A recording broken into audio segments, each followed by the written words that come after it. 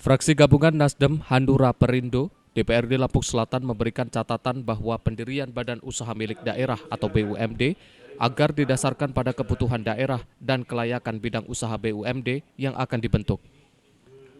Dari segi kebutuhan daerah dikaji melalui studi yang mencakup aspek pelayanan umum dan kebutuhan masyarakat.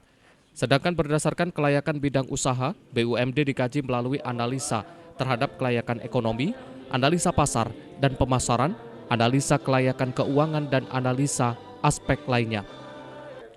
Aspek lainnya berisi aspek peraturan perundang-undangan, ketersediaan teknologi, dan ketersediaan sumber daya manusia. Hal ini disampaikan juru bicara fraksi gabungan Nasdem Hanura Perindo, Joko Purnomo, pada rapat paripurna penyampaian 2 paket Raperda yang berlangsung di gedung DPRD setempat.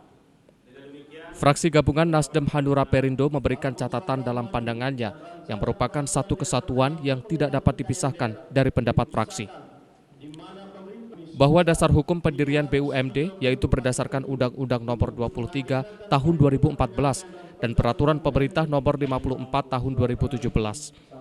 Perusahaan daerah adalah perusahaan yang didirikan oleh pemerintah daerah yang modalnya sebagian besar atau seluruhnya milik pemerintah daerah.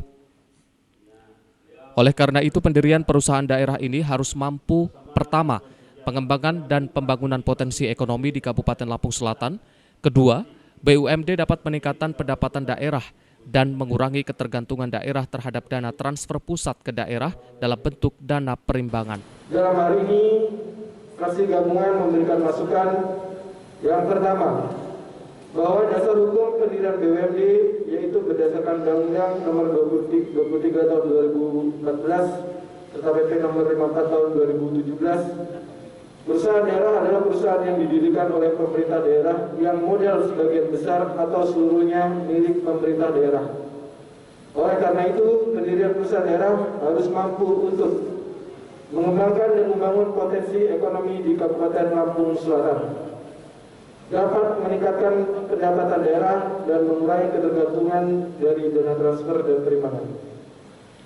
2. Bahwa pendirian BUMD didasarkan pada kebutuhan daerah dan kelayakan bidang usaha BUMD yang dibentuk. Dari segi kebutuhan daerah dikaji melalui studi dan mencakup aspek pelayanan umum dan kebutuhan masyarakat.